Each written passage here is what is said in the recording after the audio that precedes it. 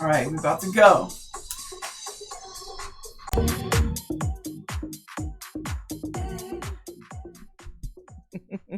Good morning. Happy Tuesday, beautiful people. I'm Babz Rawls. This is Lovebabz, Lovetalk.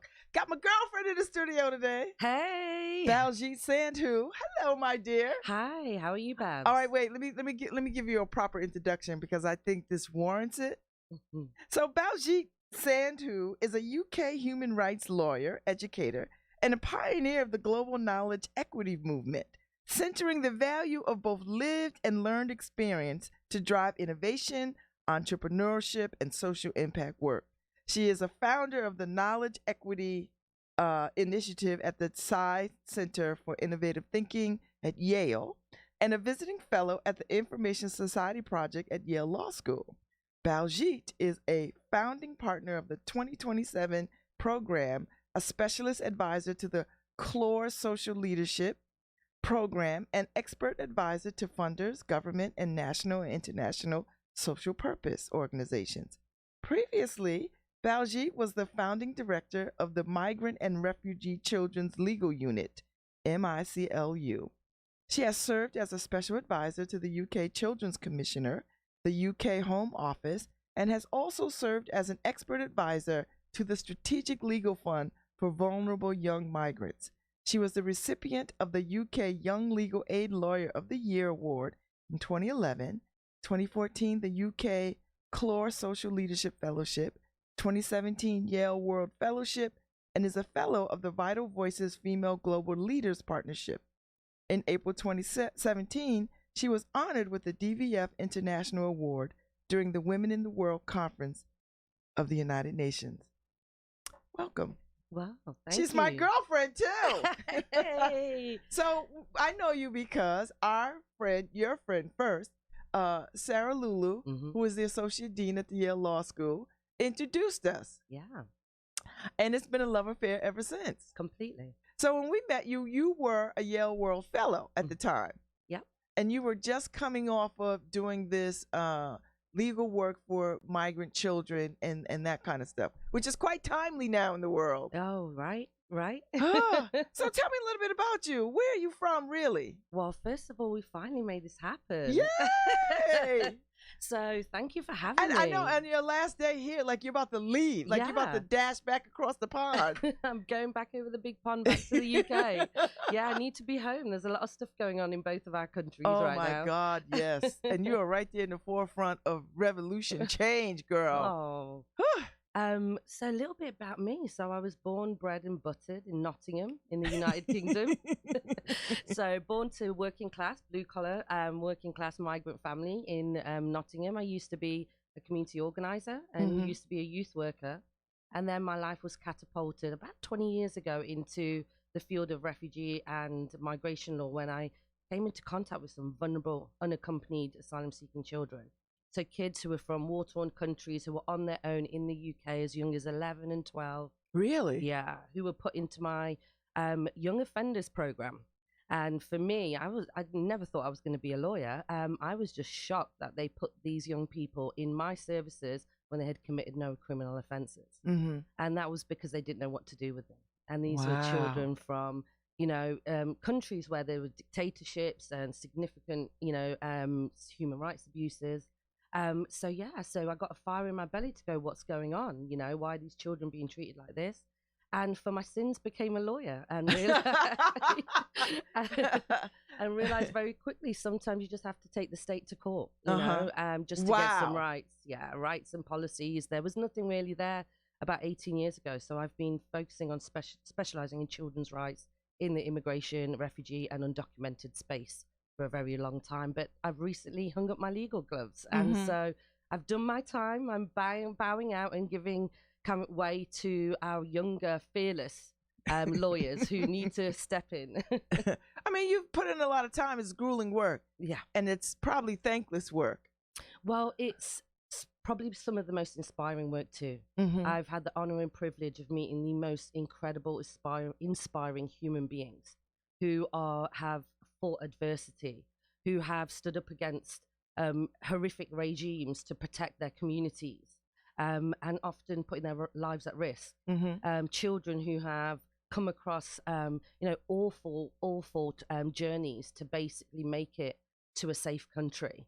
And that resilience and that courage, the bravery and the humility, and gratitude for safety has always inspired me. So I feel blessed Mm-hmm. in the work that I've done. And your parents are immigrants. Are they immigrants? Yes. Yeah. So my father spent most of his life in the UK, but originally they were part of what is now the broken up India and Pakistan, Bangladesh. So they're from the Punjab in India, and it was part of what they call, and so inverted commas for anyone, the British Empire.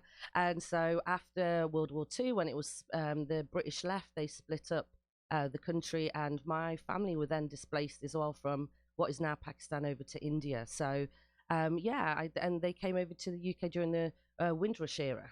And it was so old colonies like the Caribbean, so Jamaica, India. So lots of families came over to rebuild the UK after World War II. So there's been a lot of migration, and so that's third, fourth, fifth generations of migrant families now. So wow. Yeah, in the UK. Now, do you have connection to your Indian and Pakistani relatives?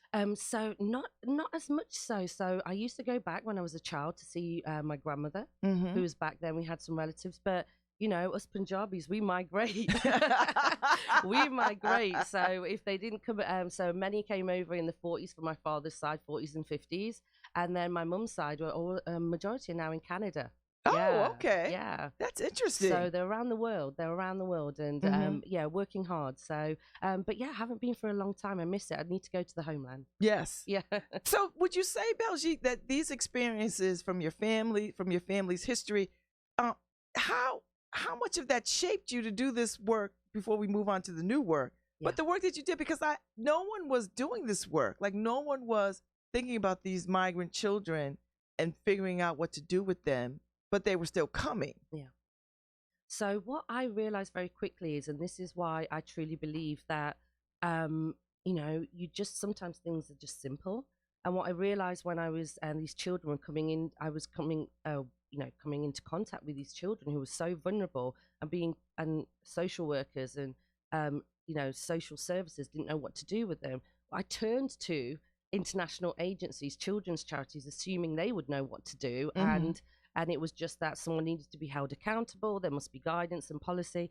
Realized very quickly that even incredible, talented, intelligent people with well-intentioned human rights lawyers didn't understand what to do with young people.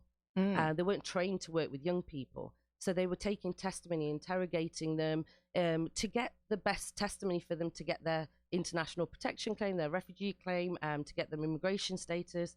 But these young people needed to be treated like children. Yes. And it was really difficult to even get human rights lawyers to understand their distinct needs as children. It's common sense, but they were being treated like mini adults in the whole legal process. And these were people who were on their side, because these lawyers didn't know what to do. They were trained in law, not necessarily working with children and young people. So I used my youth work and my experience from, and also, my lived experiences of understanding of migration. But also, I come from an era where it was in the 1980s in the UK, and there'd been significant cuts to public services. Jobs had been lost, and this was after an era where the Conservative government came into the UK. So there was a lot of social distress in many working class communities across the UK. So understanding social services was also something I knew, because that was my community. And the kids that you were working with in social services were just regular kids that maybe was having a tough time or falling through the cracks through society, that kind of thing? Exactly. Okay. So children, young people who are going into the foster care system, and who were on their own, maybe facing homelessness, their parents were in distress or lost their jobs, and once one social issue and injustice happens, and the system can work against you. So I had that real understanding. But for me, I had to put children, because I was a youth worker, I knew you put children at the center of your services and young people at the center of your services. And you think about their holistic needs, what stage of their development are they at? Are they accessing education? Are their health needs being met? And until you meet those needs, you can't really understand where they are at and what their story is, which was crucial for testimony in legal proceedings. And so I really just started to really disrupt the legal sector in the UK and say, look, children first, migrants second. Mm-hmm. And that's how we started to really, and that had never been done, because a migrant was a migrant and you were treated like, and children were treated like adults, and through these legal processes. So we started to basically create, and that's when I started the Migrant and Refugee Children's Legal Unit, that we needed to put the child at centre. There's all these international laws and policies, but often this intellectual language is hard to understand and apply in real life. Mm-hmm. You know, the UN Convention of the Right of the Child, the best interests of children. I mean, these are great, conventions and rights, but how do you apply them in real life? And that's where I found that there was a real difficulty between intellectual theory and actually applying it in practice. And so if a child is traumatized because they have witnessed their family get massacred in a bomb shelling, they may have trauma. Mm-hmm. And if they have trauma, they need their health and needs met. And until then, and that giving them safety, you may not ever get the actual understanding of what their needs are and what happened to them. Wow. So you've been here long enough. You see what's happening with us in the United States, in the borders, in the border states, and the separation of children from families, and put in detention centers or camps or whatever it is they're doing. So that must give you pause to think that the United States is doing this. Yeah, it just breaks my heart. It breaks my heart because we're in the West, you know, and you'd think that we would have some, you know, be able to treat people with decency, people, let alone children. Mm-hmm. But, you know, unfortunately, it's also, you know, detention of families and children happen across not just the US, but across Europe too. And you'd think these, you know, these times have changed. I mean, up until about 15 years ago, children were detained in the UK, but we had to take litigation. We had to get experts involved, and those experts were child pediatricians, Mm-hmm. the children's commissioner, to say, look, children detained, what impact and abuse of process, but also the human rights of these children are being violated by detaining them. But you have to gather that evidence and bring litigation. And it was a hard battle, but we did it. And now no children under the age of 18 are detained for immigration purposes in the UK. Really? Yeah.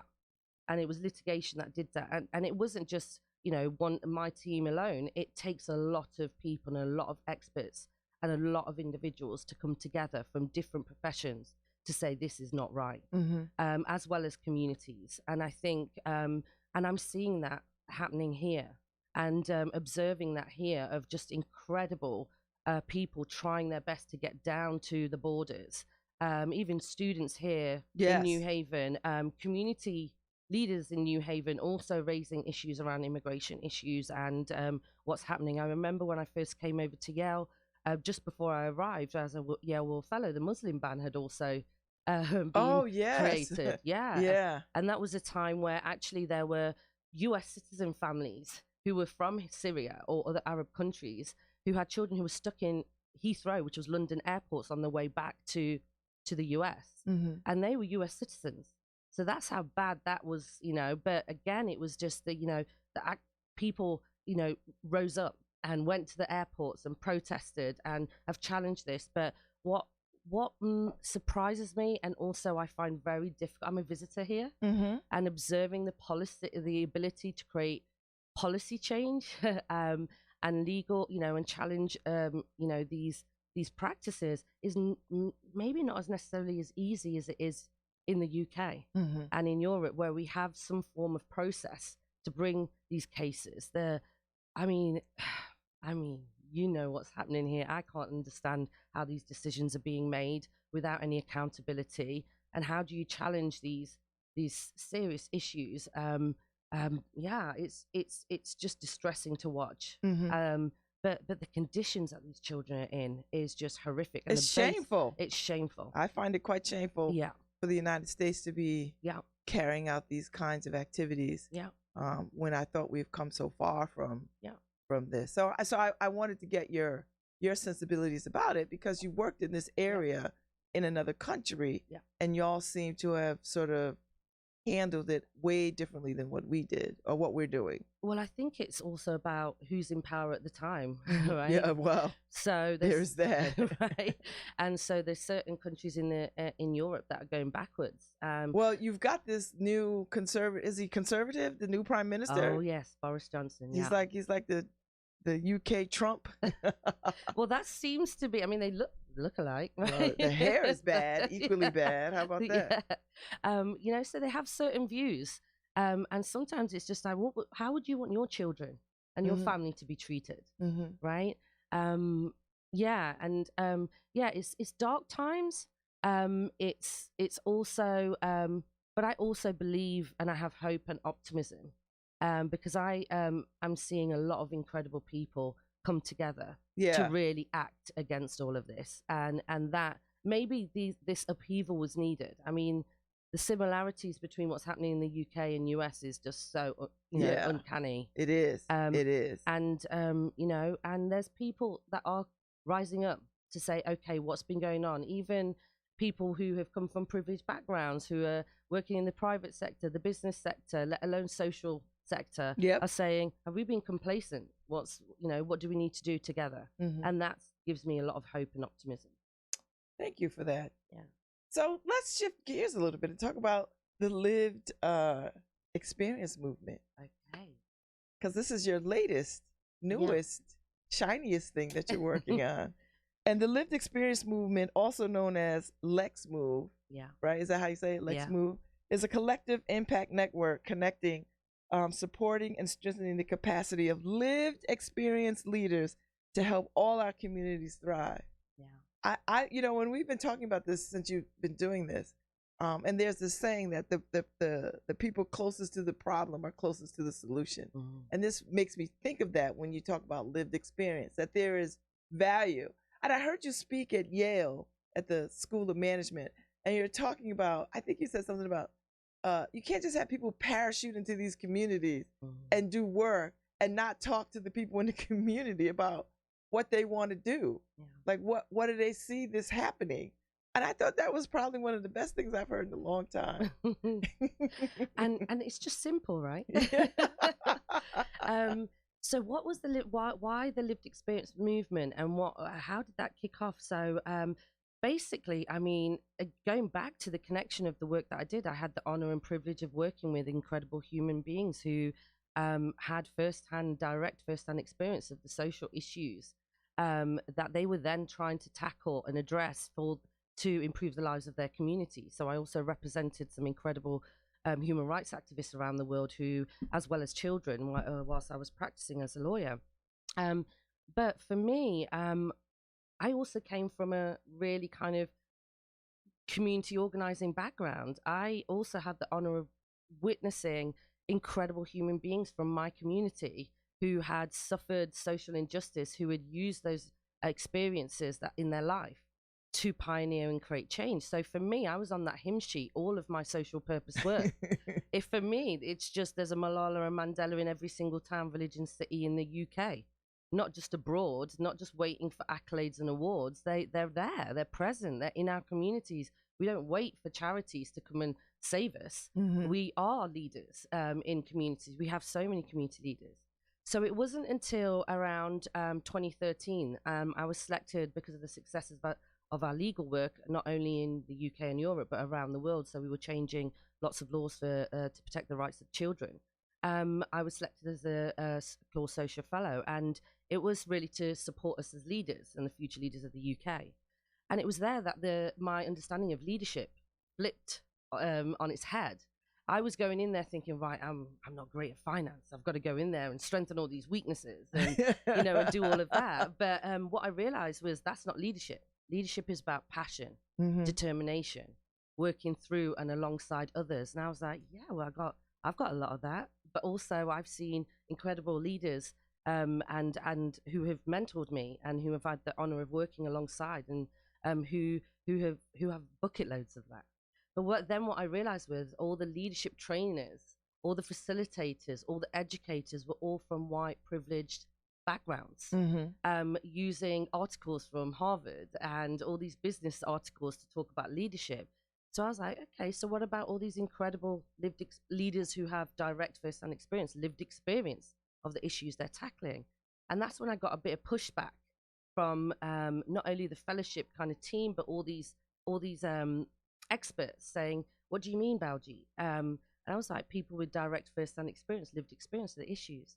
And they were like, do you mean service user consumer involvement? Beneficiary involvement? I was like, hang on a minute, do I? And that's when I just started to say, very simply, history illuminates that people with direct first-hand experience of social issues have pioneered change. Mm-hmm. The civil rights movement, I'd like to think it was started by white people.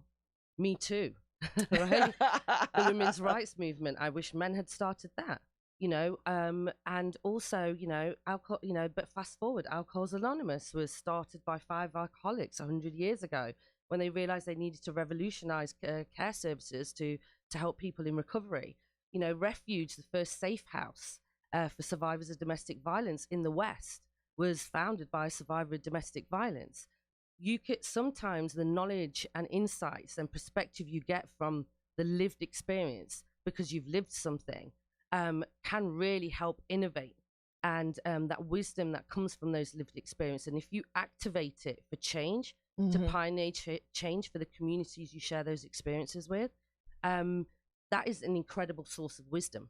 And what I realize is, inadvertently or otherwise, whether it's been intentional or not, arguably some people say the system works like that and it's the way it's designed.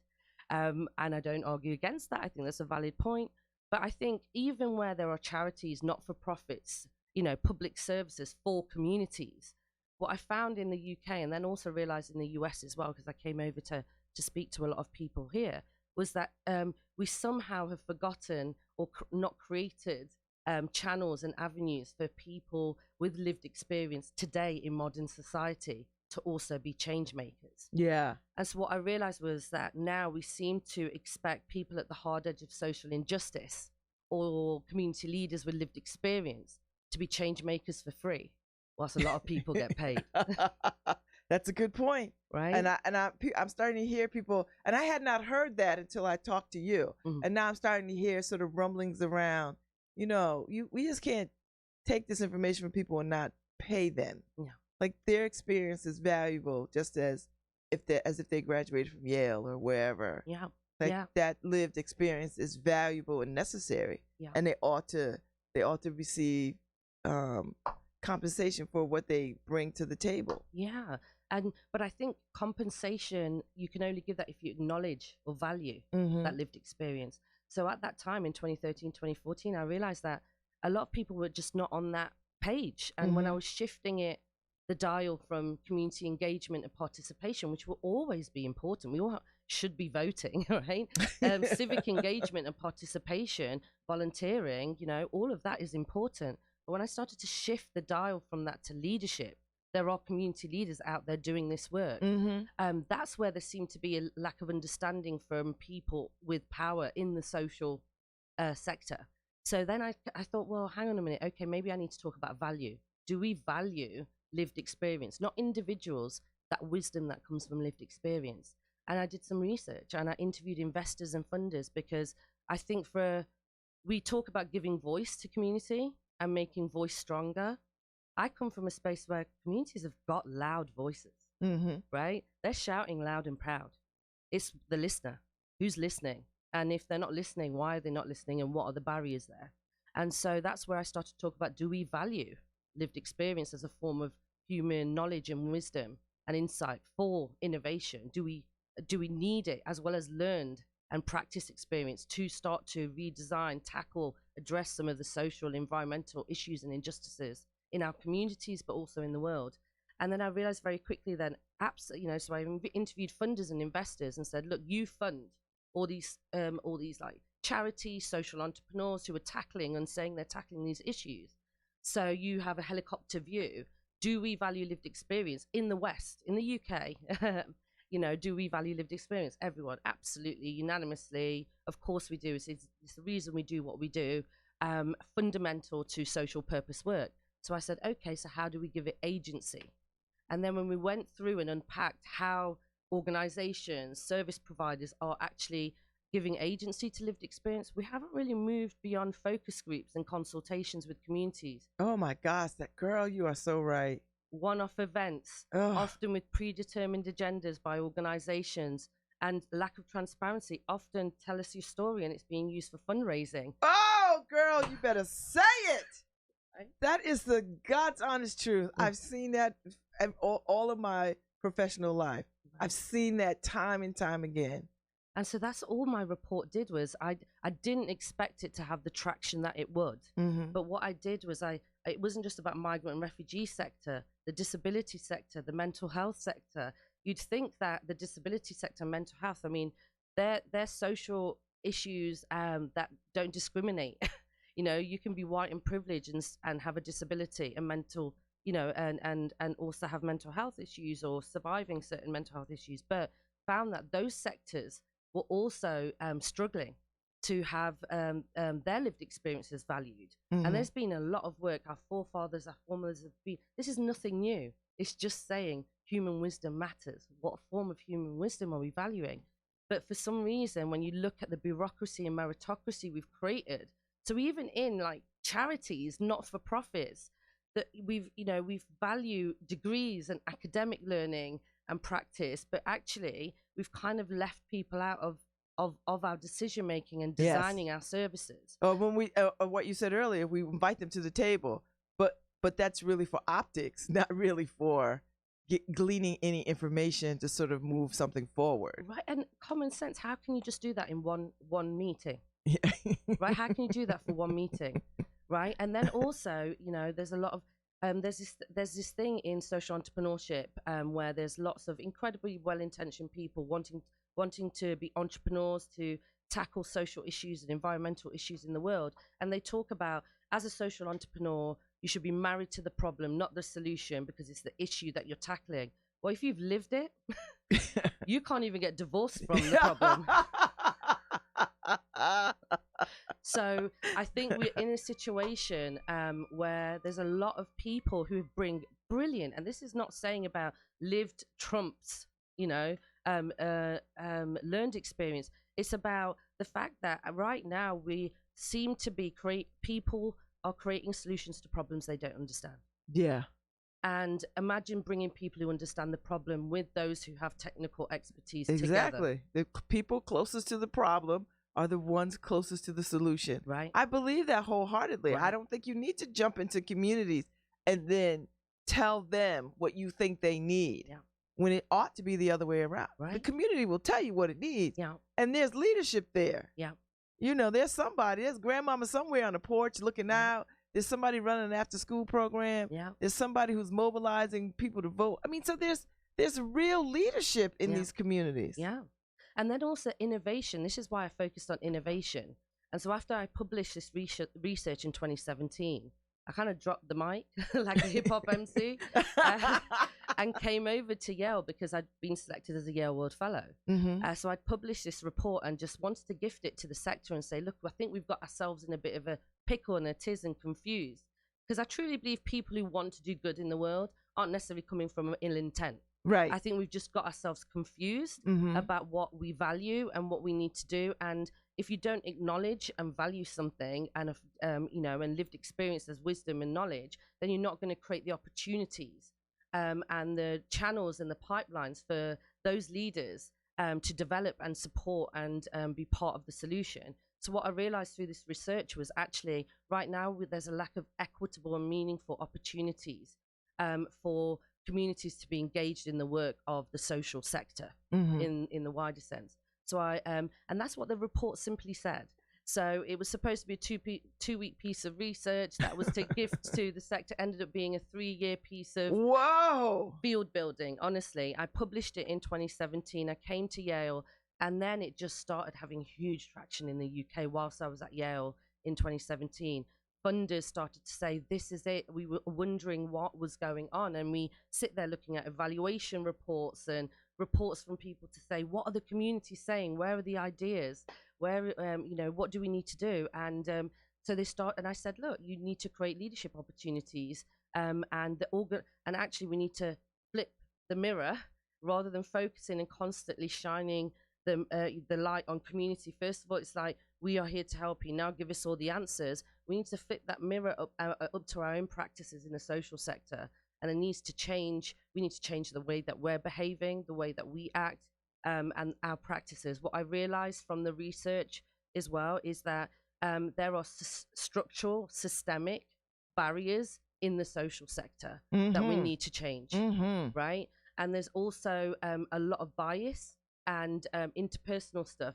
If you come from a charity space and a savior place, you're going to think that people, say it. right? If you think people who have, say, survived, or are survivors of a social injustice, that they're vulnerable, they're too emotional, they don't have the capacity to lead. And if you're in that mindset, you're not going to create opportunity. So there needs to be a change in culture as well in the sector. So I think the report helped to do that. And then I started to help design leadership programs and funding opportunities to recognize lived experience leaders. And that's when I was at Yale, and I started to explore this here with students, because as a Yale World Fellow, it was an incredible opportunity. I mean, I was also, whilst I was doing this research, I was in the, our practice, our legal practice, our lawyers. We were still, there was the refugee crisis in Europe happening. And I was still running that legal practice. So when I first got here, I was sleeping. But then met these incredible world leaders, right, at Yale. But we were just given this opportunity, unique opportunity, to immerse ourselves with students, faculty. But for me, that's when I met you, Babz. It was, Babz, I was just like, actually, I want to meet the New Haven community leaders. And that's when I met Sarah Lulo. And I was just like, so yeah, Yale is great, but New Haven, I'm living in New Haven, I'm a visitor here. And then it was through that work I met a guy called Oni, who was working at Dwight Hall. And Oni, I think, was doing some of the work, or at least taking your lead on the work of having these conversations about identifying lived experiences in community. Yeah, absolutely. And so we had this gift of us coming over from around the world to be Yale World Fellows, 16 of us in New Haven. And so we started to say, well, if we can do that for World Fellows, what about New Haven community leaders, leaders with lived experience in New Haven? And so crafted this Neighbours in Residence Fellowship. Yes. Yeah. Yes. And so we've had some, it's in its second year. We've had 3 New Haven community leaders who have direct first-hand experience of the social issue they're addressing in their social purpose work, to be part of Yale and co-create and educate students on social issues and social injustices. And it's been amazing. And it was during that time that I realized that for a lot of people in the social sector, whether they're social entrepreneurs, funders, investors, they don't know our community leaders are there. So let's just mobilize. And that's what Let's Move is. And Let's Move is the lived experience movement. And so it's just platforming incredible lived experience leaders. And you've got an interesting team of folks that are working on it, like from all walks of life, from all corners of the globe. I was highly impressed. I was like, whoa. Yeah. And what's really amazing is, it's about designing new services, designing new initiatives, using your lived and learned experience to just, think about new ideas and new ways of tackling stuff. So we have lived experience leaders who, have come from incarceration and who are completely revolutionizing support services for mothers who have been incarcerated, and how, through to people with mental health or disability who are providing leadership support and innovating for people. I've had, there's just incredible leaders with lived experience. So I'll give you an example, a lived experience leader in my hometown. He was in foster care all of his life, right? He realized that a lot of the crime that young children, especially young boys were committing was stealing cars and bikes, and so really like prolific offending with that issue. So he was like, well, actually, why not create? And they weren't going to school, they were truanting, and so there was all these issues because of their family lives, or if they were in foster care system. He created an education program because he lived it. He was that young person, where he actually created a mechanics and a space where it became a school, so they could work on bikes and cars and not have to steal them. And sandwiching the education program in. Yes. And they attended those courses, right? And it improved their lives, their education, but they were also working on stuff. And I mean, just talent that was coming out of this program. But that was someone who lived it. who designed that, solution. Yeah, so there's so many, and that's why the Lex movement is just, it's not owned by anyone. It's a movement that also values and respects our ancestors, lived experience leaders, past, present, and emerging, young people who are doing incredible things, who are using their lived and learned experiences. And it's about recognizing leadership. And it's also recognizing that we need to come together, and lived experience leaders have some amazing competencies and strengths, like resilience, being able to go from adversity, move from adversity to courage, to be able to, give yourself to a cause and create solutions. So much to learn from these leaders, and we've got to give them funding and resource and access to power, and leadership development for our younger generations, because a lot of people at the heart of social injustice don't have access to learned experience. And there's not one lived experience leader who's saying, we know best, we know it all. They're just saying, we need learned experience as well. Give us the tools that we can bring the lived and learned together. And powerful things can happen. So I'm honored to be part of this movement. And we've just launched in the UK. There's a lot of lived experience in the US. There were events that you came to, Babz, and a lot of New Haven community leaders have come to that we've hosted here with lived experience leaders in the US. So, Christina, who was an undocumented migrant who founded United We Dream, which is a huge, massive organization, lived experience leader. There's incredible leaders. There's an incredible woman called Liz Jackson in New York, who is disrupting design thinking in the tech world. And she is someone with a disability, and she's disrupting the way that we think about design. There's lived experience leaders who have survivors of sexual assault, who are creating funding initiatives to support women who are survivors, who are leaders. There is amazing stuff happening in our communities. We just need to platform them, support them, and give them access to resources. Absolutely. That's what so now is that what you're going to be working on when you go back? Because you're going back in the next couple of days, which is crazy to me, because I feel like you're rooted in this community. You know what I mean? Like, I feel like this is your community too. So yeah, I hope I can still come back, and I'm still. What do you mean? You hope? You better come back. So what are you going to be doing when you go back? You going to be doing this or what else? Yeah. So well, this is enough, but I know you can't ever just do one thing. So I just first of all, I'm taking some rest. Yes, please. I'm going to see Thank some the friends Lord. and family.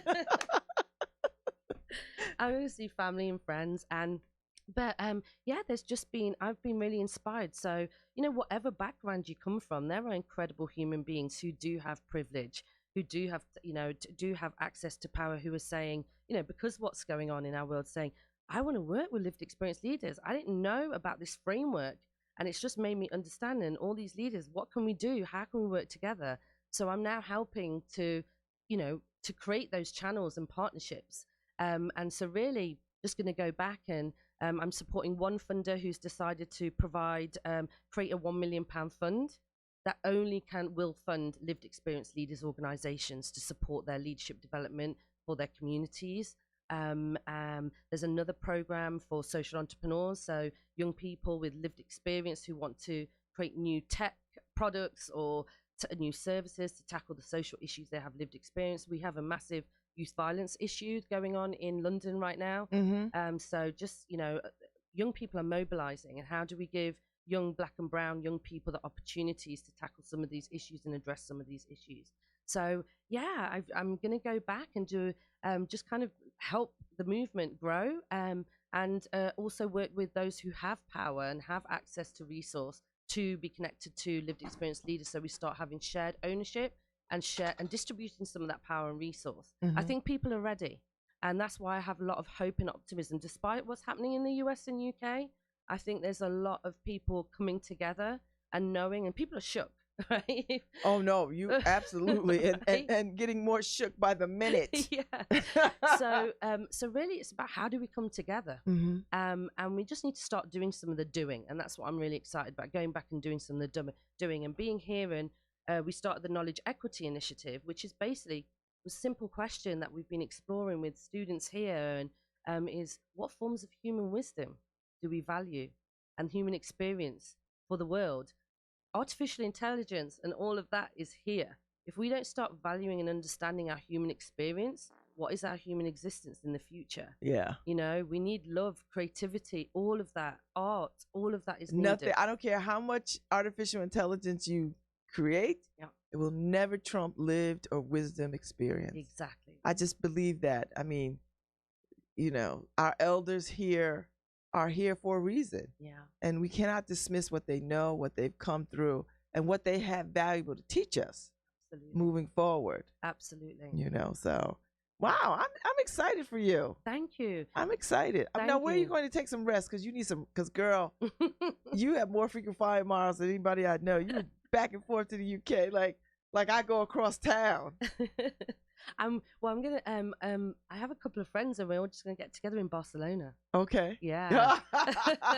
So I wish I was going with you. Yeah, it's gonna be fun and it's just an amazing city, and yeah, we're gonna spend a week there, and I'm gonna go and visit some friends, and I love the use of the word elders that you just said, Babz, as well, because I just want to go and sit and learn from our elders. Mm-hmm. They're there, and so the Lex movement was really created by elders, you know, who have been there, who want to give back to our communities. Even our communities also need to let go sometimes, even our own leaders. Yeah. Let's get real. Yeah.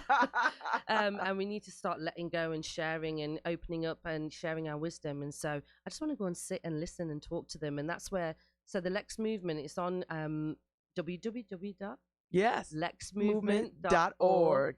And sign up. We really just want lived experience leaders to start mobilizing. We've just started it in the UK. It's not owned by anyone, but if you just join, I know there's a lot of people in the US who are starting to reach out. Mm-hmm. And imagine the US lived experience leaders and the UK lived experience leaders coming together. That is what I'm passionate about. That's Lex, Lex. Lex. I want people to know Lex, lexmovement.org. Go and you'll see Baljeet's picture up there and her whole background. And also the elders. And the elders, and see all the cool stuff they got going on. Yeah. And the conversation. And I think this is a valuable conversation. I wish you every success. Thank you so much. I've enjoyed knowing you and hanging out with you, being squad with you. Yeah. And I hope I see you again, which I think I'll pop over there and say hi. Well, come on, you have to come on over. How can you not come, London? Oh, yeah, we're going to come and look for you. We're like, stand out there in the middle of this, wherever. Baljeet! Where are you? So did you enjoy your time here? I have to say thank you so much. I mean, New Haven community leaders, New Haven, just people that I've had contact with. It's been a joy. It's been a joy. And, you know, also working at Yale, I mean, it's an institution. It's a elite institution, but I mean, just seeing some like fearless young people who wanting to create change and then connecting them with, and just sitting and learning from New Haven leaders like yourself, Babz, and others, and you know, to be able to just see that, wow, this work is everywhere, in every town, in every city. But I have been embraced. You know, I don't know if it's this British accent that people love. I don't know. I also have to say, you know, I'm saying this, Babz, as well, but you know, our music from Britain is doing really well right now, so that's made me proud. But no. Well, you know, we've always had a love affair with the UK, so you know that. But no, honestly, I've had a ball, and you know, people that I've had the honor of working with, they're just like great people, human beings. Just spending time here, the laughter, the work, the challenges we're facing, you know, having intellectual kind of conversations, challenging conversations. It's been a ball. And, and I will be visiting again. I'll be back and forth. I hope so. Yeah, really. definitely. I hope so, because we value your presence, and I think you brought a lot to us. And I'm telling you, I enjoyed the intellectual conversations that we've had, you know, and talking about racism and just poverty, community and poverty and elitism and all of that. It's been I will say this, Sarah Lulu has gathered a group of women, of friends, not just women, because there's a bunch of these world fellows that I met through her that I enjoy. You know, Baljeet and Deco oh my God, my Deco. love Deco. Yeah. And so y'all have made my life better and have made me a global citizen. Yeah. Do you know what I mean? Like, that's real. So, you know, I hope you feel like you have been a gift to us. Oh, thank as you much so as this much. city has been a gift to you. You have been a gift to us. Thank you. And you really have made me a global citizen. Well, also, I'd just like to say that there's going to be 16 world leaders who are going to be coming from Africa, Asia, who are going to be coming over again this autumn and this fall. And we're going to be hosting an event. So we want to open all that we've tried to do is open it up as best for New Haven residents and leaders to come along. And that'll be happening in late September. So watch this space. We'll share details with you, You know Babz. it. I know you will. You know how to find me, girl. Yeah, absolutely. Much success to you, Baljeet. Thank you. Thank I love you so much. Love you too. Thank you for all of the laughter and the wisdom. It's been fun, you know. And thanks thank for you, New Haven. Thanks for everybody who's tuned in and listening and sending me texts about this conversation. I appreciate you. It'll be up on iTunes and SoundCloud in a little bit, and y'all can go back and listen. And we'll make sure I post up the website lexmovement.org. Yeah. LEXMOVEMENT.org. So thank you, Baljeet. Thank you. Such a pleasure. Harry, thank you so much. I'm about to play us out. And I'll be back tomorrow.